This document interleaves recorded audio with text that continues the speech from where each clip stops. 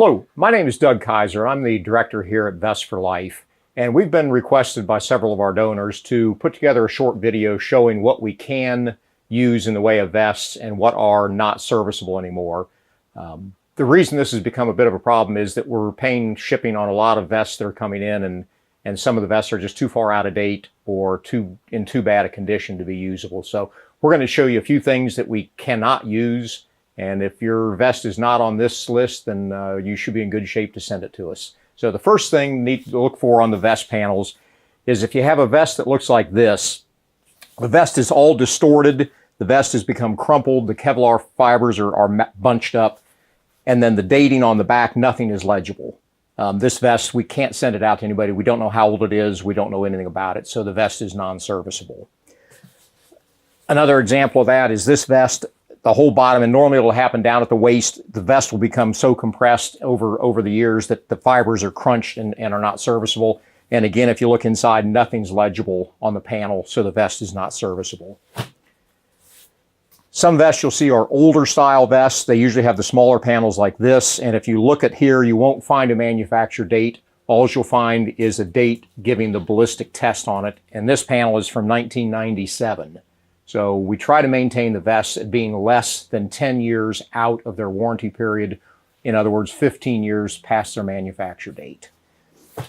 And this is another example. Nice looking vest, probably didn't see much service, but it was made back in 2003. Again, it's too far out of date. It would be too old for us to send out. And finally, one thing you can look for in vests is if the vest has a stitched together back panel instead of all Velcro, the vest is probably more than 10 years old, probably too old to be serviceable anymore. And the last thing I want to show you is a particular problem we're having with one style of body armor, and it comes from Extreme Armor, and the panels inside look like this. And the problem we're having with them, these are fairly new panels. They were manufactured in 2013, but something happens to the panels with sweat or age, and they become as hard as a piece of plywood. They're not flexible, they're extremely uncomfortable to wear, and they're just basically of no value to anybody.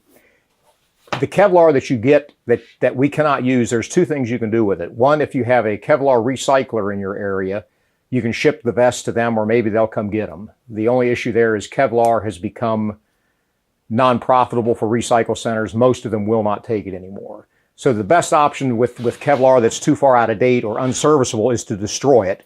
And the easiest way to do that is if you've got an old panel that looks like this, just put it on a piece of plywood and take a good sharp utility knife.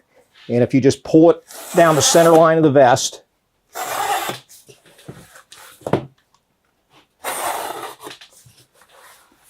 the vest will cut in half. It takes a few pulls because the Kevlar,